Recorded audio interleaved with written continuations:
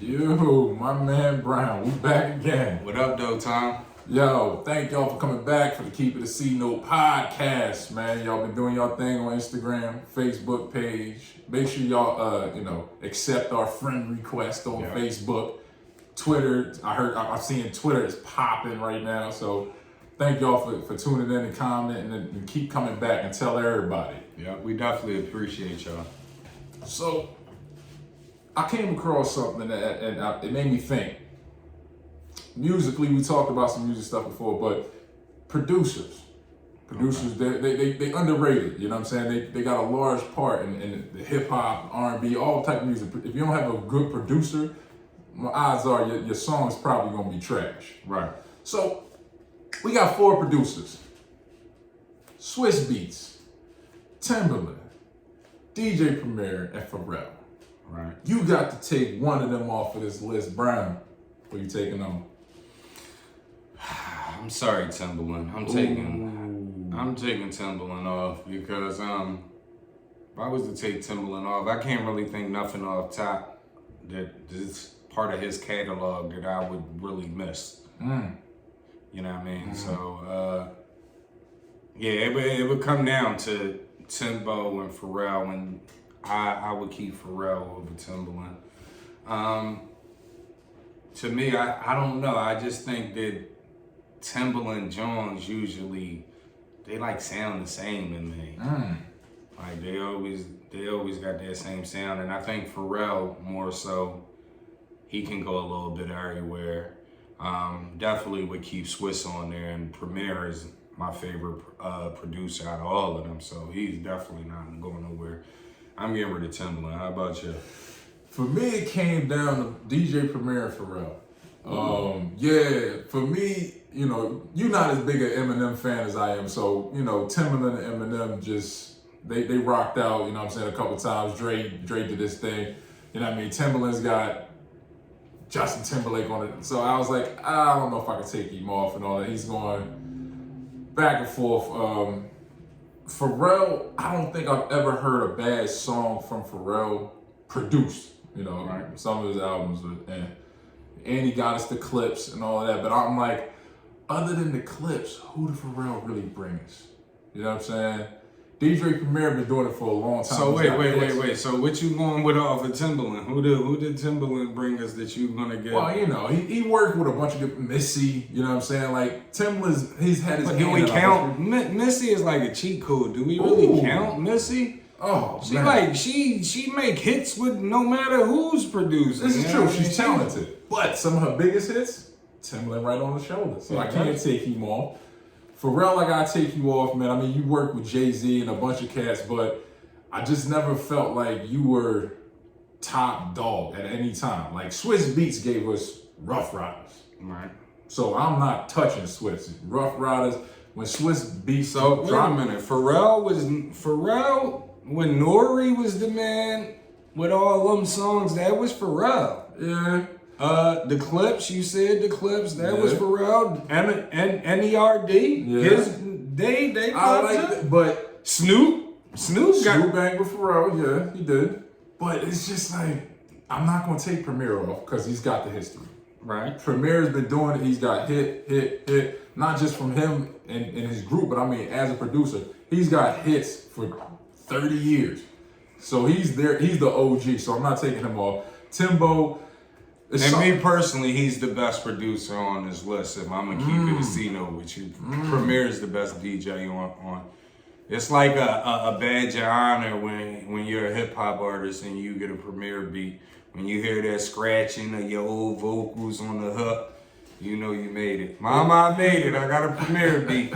It's real tough, man. But I feel like Swizz is untouchable because I feel like Swizz held down an entire section of hip hop for 20 years. He would be my number 2 on that list. Really, I think Swizz would be my number 1.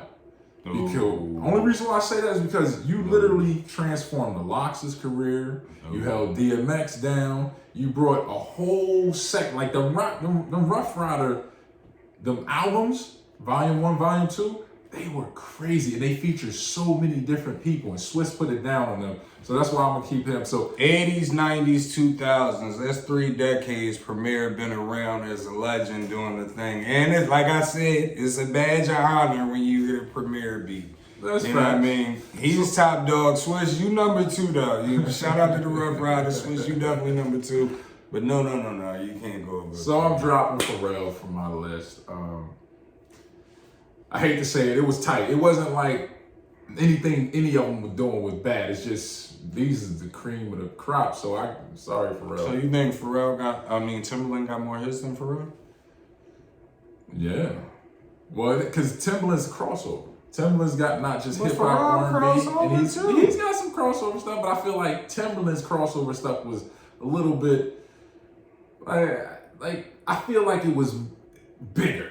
Like he did a Justin Timberlake album that went so many times platinum, you know what I'm saying?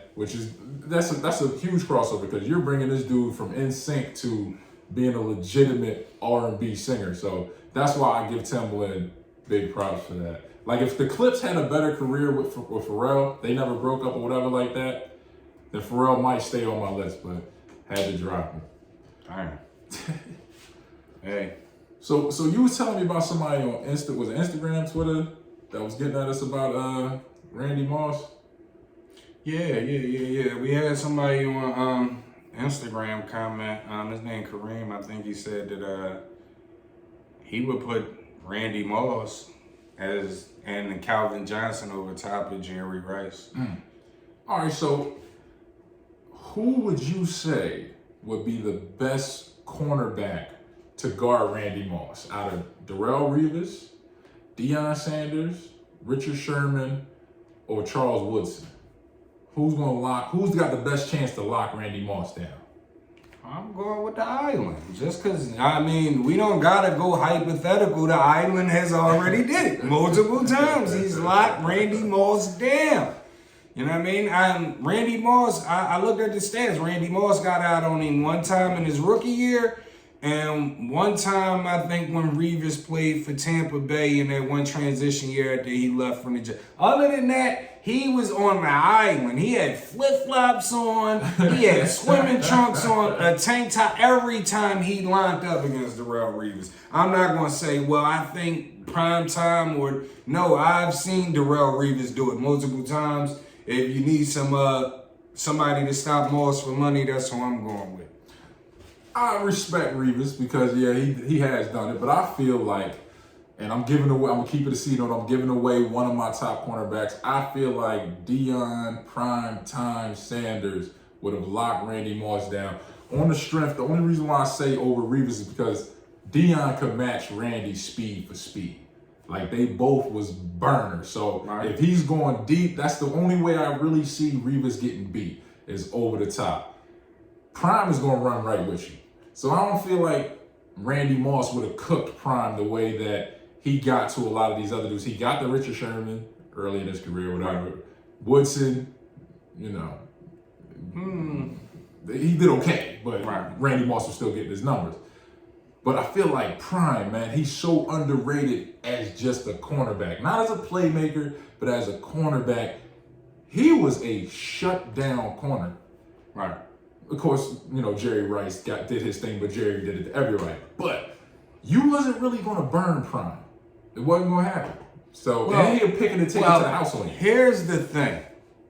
That's the thing that I think Prime has over Revis. He has the speed, and he's more of the flash. Mm-hmm. He's going to get you more interceptions probably because he jumps more. Yeah. But we haven't seen nobody lock one side of the field down like Revis. Prime Time he didn't do it in his career. Dude still got out on Prime Time. They didn't get out as much. You know what I mean? They wasn't burning him crazy, but I'm talking about Darrell Revis holds you to 2 catches for 23 yards. That's it. You know what I mean? 1 for 13, and I'm talking about 1,000-yard receivers, proven all of them. He doesn't have the speed or none of that. He's not trying to intercept the ball. A lot of times when you throw it his way, he don't even go for the interception. He's just trying to break up the pass, make sure you don't catch it. Deion Sanders, we've seen it as a young boy. It's been plays where he get burnt because he's trying to jump the route, pick Jones off because he's trying to run it back to the house. That's all cool and all that. Like you always say, the Flash, the Flash.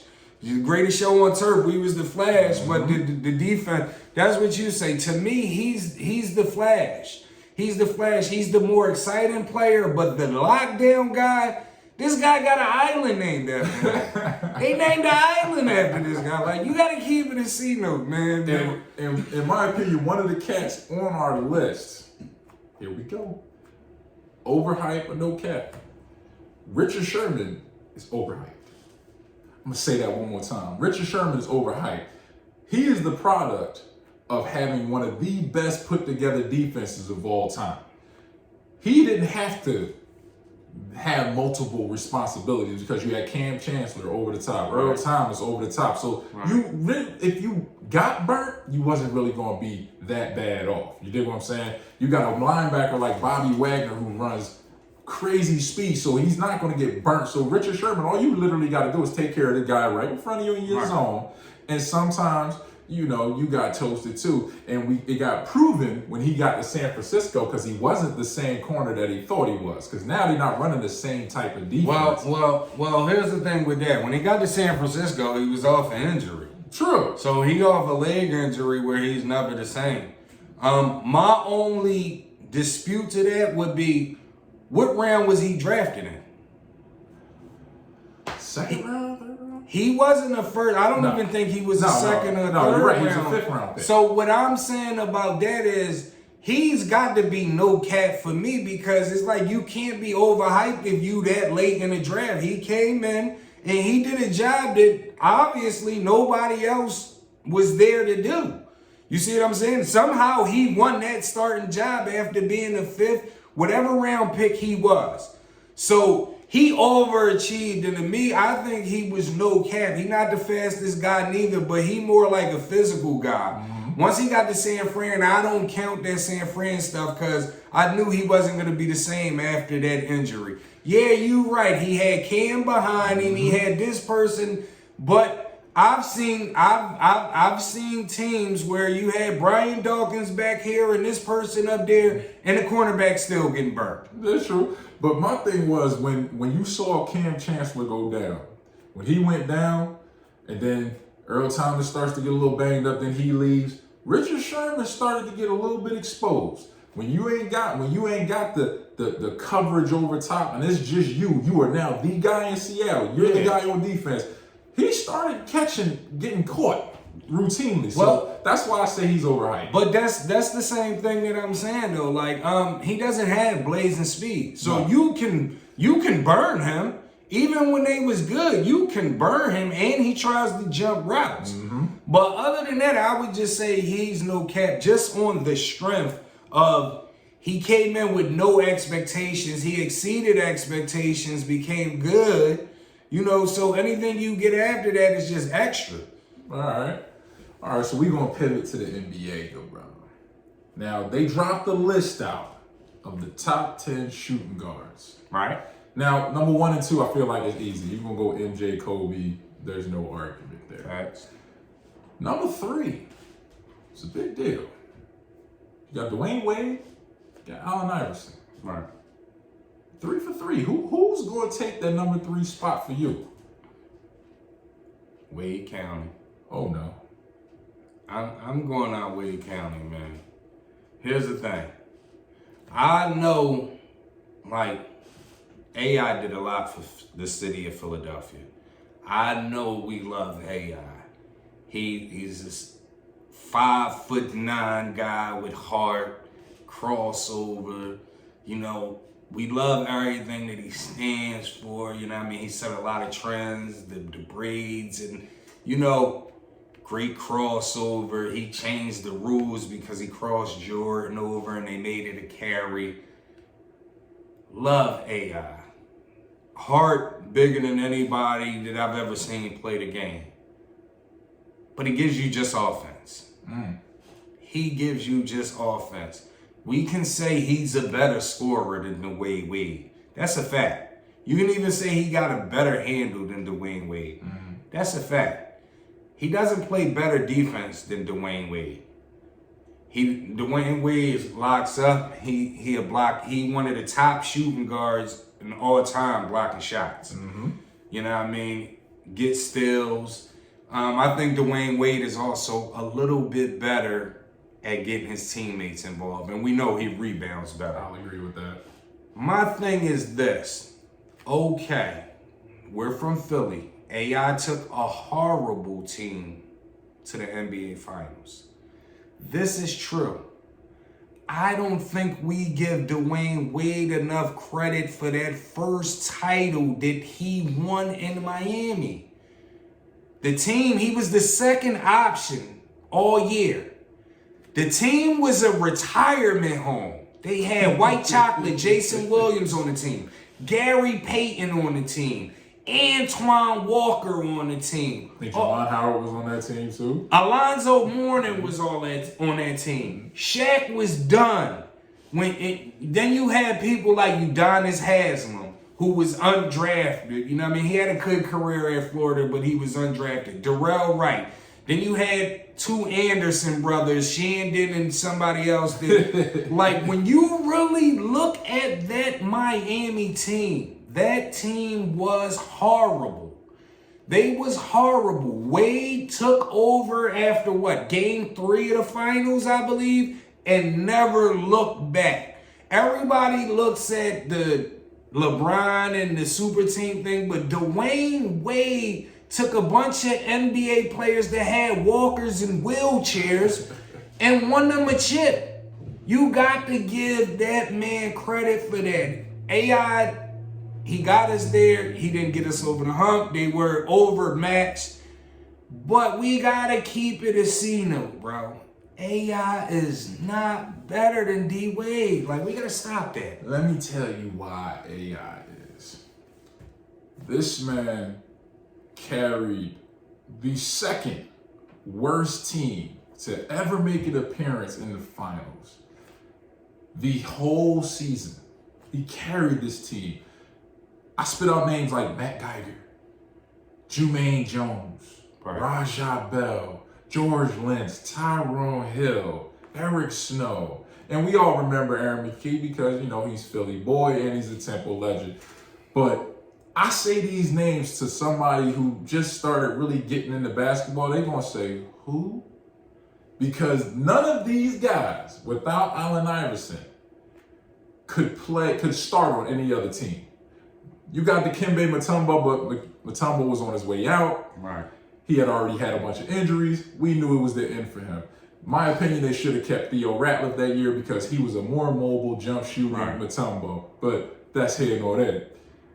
The team that Dwayne Wade had, yeah, they were old, but there were a lot of Hall of Famers on that team. So you got. But we're not going off of status. We're just going off of Jason Williams in his prime was always a defensive liability. Gary Payton was done from when they lost with Karl Malone and all of them and the Lakers in the finals. He just was hanging on around like. You know what I mean? They had, that team is arguably, I can make an argument that the Sixers team was better than that team. I'm going to say that even though those guys was on the way out, they were still at their worst better than everybody on the Sixers. At their worst. Even at their advanced age. If you was to match up AI Sixers versus Dwayne Wade's Heat in a series, I don't think the Sixers win one game. I think Miami had the better names. They had the bigger names. This is true. But when you look at that Sixers team, everybody knew their role. Mm-hmm. That Miami team, that was the problem throughout the playoffs and even in the finals. They didn't know their role. That whole year, they tried to run the ball through Shaq in the post like he was still the man. It took them to get into the NBA Finals to realize we got a bunch of senior citizens on our team. We got to get a ball to Dwayne Wade and get out the way. Now, I will say he was sensational in that playoff run. Dwayne Wade did some amazing stuff, especially in the finals. In one of them games in the finals, he literally won the last 4 minutes of the game. 3 or 4 games, and he won that series. But what I will say is the people on the players on the Sixers knew their role because they had nothing else they could do. They sucked. I'm gonna be honest with you. Because if you tried to step outside your role, you would expose how bad of a player you really were. Right. Like, you had Roger Bell, who was a defensive guy, and he could get you a couple buckets off the bench. If he tried to score... Dikembe Mutombo, though, even though he was past his prime, that Dikembe Mutombo defensively was better than any of the Miami big men. Zoe was done. True. Shaq was done. This is true. Dikembe Mutombo was defensive player. Shaq never really played defense like that. You know what I mean? So I will say that Mutombo, AI had Mutombo. He had a better big man, not offensively, but defensively. He did, but he was a liability. If you took Mutombo out of the post, or you had a big dude like Shaq was that year when they played the Lakers, he destroyed Mutombo. He could never come back from that. But that's what I'm saying about Jason Williams and Gary Payton. Antoine Walker. These guys, Antoine Walker, another dude, never played defense in the league. He put up buckets. Yeah. But think about these dudes when they was old and really didn't. They was all liabilities, bro. They were old, but Gary Payton could still lock you up. No, he couldn't. One thing he never lost was his defense. He's gonna play defense. What year was that? Like 2006? Gary through 2006, 2000. Gary Payton was done by that. He was done, but he was still gonna be. He wasn't even they called him the glove. He wasn't even the mitten there. He was. Come on, bro. But listen, disclaimer. I gotta put an asterisk next to AI because 2004 Olympic team, bro. 2004 T-Mac declined, Kobe Bryant declined. AI was the #1 option on that team. Took the most shots, played the most minutes, scored the most points, and came away with nothing. He got to get that stain. The dream team and the second team was beating dudes by 50 and 60. AI-led team lost in the Olympics, so he has to get that. He got to hold that. I gotta give you props for that one. I can't argue that. Like, that's unexcusable. You on this Olympic team, you have literally put together a collection of the best basketball players that America has, and at that time, America was the top spot for basketball players. It wasn't as explosive with Europeans. You had Dirk and all of them coming in, but it wasn't like half the league was these European superstars. So around the world, you weren't really playing against that many top guys. You know what I'm saying? And they tried to make, what was it, the Argentina team look like they was just really good that year? I'm like, no, they not. We just stink. They really weren't. They had a couple of guys that were playing in the league. Now, they did play better together than we did, but there was no excuse for that team. That team should have won. Everybody, I need y'all to keep it a C note because when I put the post up the other day about that knocked AI down, a lot of people said Larry Brown. Like, no, we got to stop that. Because when you mention MJ 6 rings, everybody always say, oh, he wouldn't have won them wings without Pippen. Nobody never mentions Phil. Like, we not going to do that. Larry Brown was the coach, but them dudes was out there playing on the court, and they was getting blown out. They was getting blown out. That Jada Kiss line became infamous. Why Team USA keep getting blown out? That's true. To me, that right there knocks AI down to 4. It got to. Woo! It got to. I'm going to give him 4 because I'm not going to lie. A lot of people always talk that small stuff and AI had heart. But come on, man. Joe Dumars was just as small as him and he got brains. So we're not going to do that. So for right now, because we're only doing 3, I would say AI 4 and Wade 3. But I could make a strong case for Joe Dumars should be up there, bro. Over AI? I'm just trying to keep it a secret with you, man. Joe Dumars had on them teams, who you think was sticking the best player? Joe Dumars was sticking Michael Jordan all them years. That was Dumars doing that. Locking Jordan, not locking him down, but trying to slow him down and putting up points on the other end. I can't go over AI though. That team, those Piston teams. Bro, I think we give AI too much credit, bro. I don't think we give him enough. And I think it's because a lot of y'all are Sixers fans, but bro, we gotta keep it a C note, man. let's keep it as he took us to the final. He took the Sixers to the finals one year, but come on, man. He's definitely not better than Wade now. Oh, man. Come on. You killed me with the Joe Dumars thing. All right, so. No, he probably. You killed me. Before y'all kill me, y'all, I'm just bidding, man. I'm just bidding. AI is definitely better than Joe Dumars. I'm just bidding, y'all. I love y'all. All right, so since we're going to talk about cats that people really pipe up, and I guess they got good reason or whatever. Pause. Go ahead. Yeah. So, Russell Westbrook. He's the triple-double machine. Right. We see all that. But in your opinion, is he overhyped or is he no cap? I don't think he's overhyped. I would have to say no cap. Here's the thing with Russell is only one thing that I think if he wasn't worried about scoring as much, and he was like a point guard and still putting them numbers up, I think he would get more credit than that. But since he done ran so many people off and he done lost with so many teams, it makes him look bad. But if he just put those same numbers up without trying to take every shot, he would be the man. So he's not overhyped. He's definitely a good guard. He can go out there and get you. Like, even if he's not scoring, he go out there and get you rebounds, and he go out there, get everybody involved, and he'll lock you down, too. Like, he plays defense. Like, we're not going to do that. Russ play defense, man. I'm about to say something that's going to contradict myself, but it's real. I like Russell Westbrook. I like the way he plays. I like the heart he plays the game with. I like his intensity. I like the fact that he hates his opponents. I love that. I think they need to bring that back in sports. If you ain't on his squad, you ain't fam, I don't bang with you. Right. Roll out. I love that. But I think he's overhyped because he puts up pretty good numbers. He gets triple doubles and all that kind of stuff. But I don't think he'll ever win.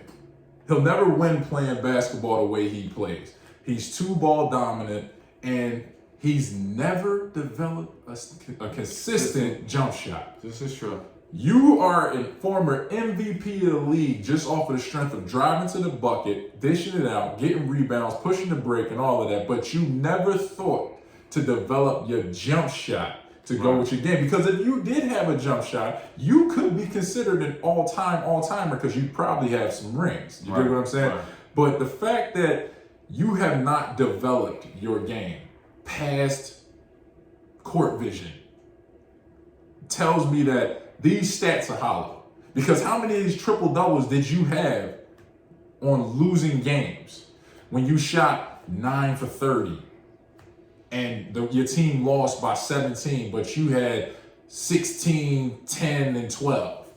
You can't be the man and give me numbers like that consistently in losses. So in my opinion, Russell Westbrook is overhyped.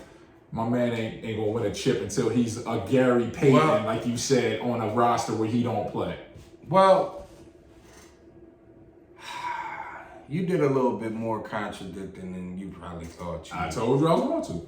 But I'm gonna just say this about Russell, right?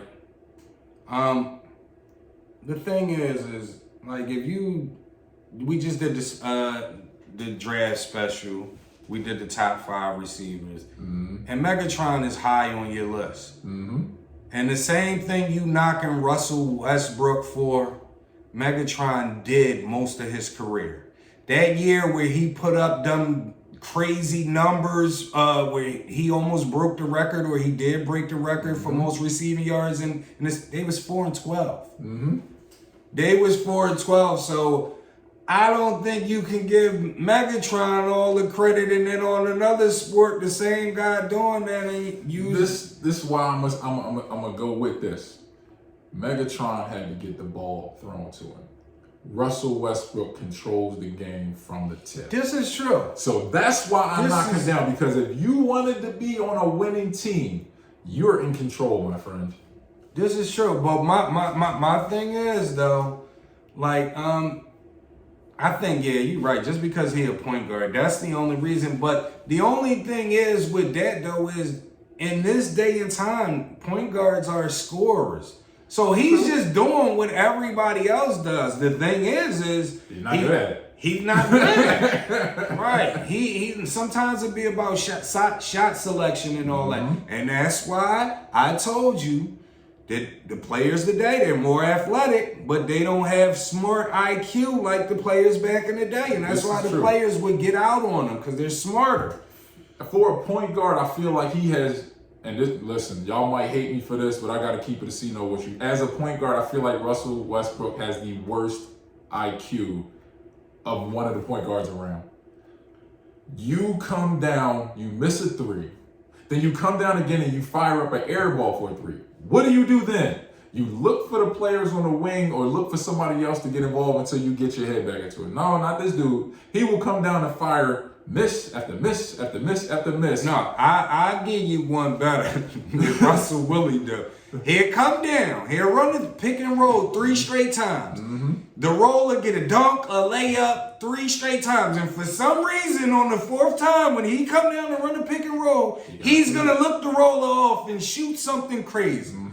And then instead of coming back the next possession and going back to the roller, he'll do the same thing. It's like he's in competition with his teammates. Yeah. That's what it always seems like to me. Like, if you averaging a triple-double, though, you don't need to be in competition with your teammates. At all. You know what I mean? So I think that's the only thing that hurts him. I don't even think it's a IQ thing. Because in his mind, I bet you he like, damn, I should just pass it the ball. No, but I'm the man. You know what I mean? So I don't think it's IQ. I just think that he gets selfish. And that mentality is why you no longer have Kevin Durant, why you no longer have James Harden, why they had to break that team up, because nobody could play off you. Then you even had a second chance with James Harden last year. Oh, buddy, that was the most terrible thing when people was talking about, oh, they're going to make a run to the finals. How? You have 2 players that need the ball for 18 seconds of a shot clock. And if they don't, they're not effective. They're going to jack. So you don't have a winning mentality, my friend. And to keep it a C-note with you, one more thing about Russell Westbrook. He does have that Chris Paul thing in him a little bit too, because being as though he does so many different things on the floor, rebound, play defense, pass to everybody, he feels as though if you're a star or if you're just a role player, when he needs to come check you, like, yo, if you taking too many shots, he's going to check you, because especially star players, if he feels as though he's grabbing every rebound, he's playing defense, and then his wing player isn't guarding, you know, he's one of them guys that's going to check his teammate. Or not just check him. He might not check him, but just because you didn't play defense 2 times in a row, now I'm not going to pass you the ball. You ain't getting a rock. And that's that I like that about a point guard. When you can call people on the carpet and keep them responsibility, it should result in wins. But like people say, and this, I will admit this, when they say that these players today are too soft, they cannot take criticism. You don't take it from coaches. You don't take it from your point guard, who is the coach on the floor. So there's no way for you to develop and get better if you can't take coaching. So I will say, I'll get into him like that. That's where a lot of cats say. So you say he's overhyped. He's overhyped. So if you take away the 30 shot attempts and all of that, if he was the tone, if he didn't shoot as much but had the same stats, would you still feel as though he's overhyped? No, because he would probably have won a championship by now. If he didn't play the game the way he plays, that OKC team might beat the Heat. As stacked as they are. Nah. Only reason why I say that because they were running and gunning, and if you but they disappeared when it counted. Too many of them disappeared when it counted. But that's where, if you have an efficient point guard running the team, it's hard to disappear. It's hard when you got your hand on the ball. Here we go again. Once more, it doesn't matter how much money you spend. It doesn't matter who your point guard is.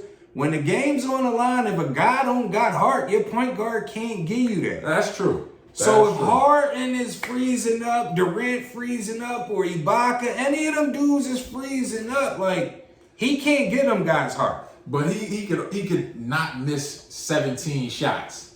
But you can also debate that those other guys were scared to shoot the ball. Not Durant, but Harden. Mm-hmm. Like, he totally disappeared. That was like first glimpse of him disappearing. Yeah, it's true. So, well, y'all heard it. I said it. Russell Westbrook is overhyped. Thank y'all for tuning in again. Keeping it a C note with us. You always keep it a C note every week with us, and appreciate y'all on Facebook, Twitter, Instagram. I know y'all gonna get at us about something from this episode, but bring it on. We like that. Yeah. Make sure y'all follow us on Instagram, Twitter, Facebook. Keep it a C note podcast. You know what I mean? We all everywhere, but on Facebook we keep it a C note. Yep. So we everywhere. Tell everybody. Yeah, man. We definitely love the support. Shout out to everybody. And I guess we'll catch y'all next time. My man Brown. Keep doing it. Yep.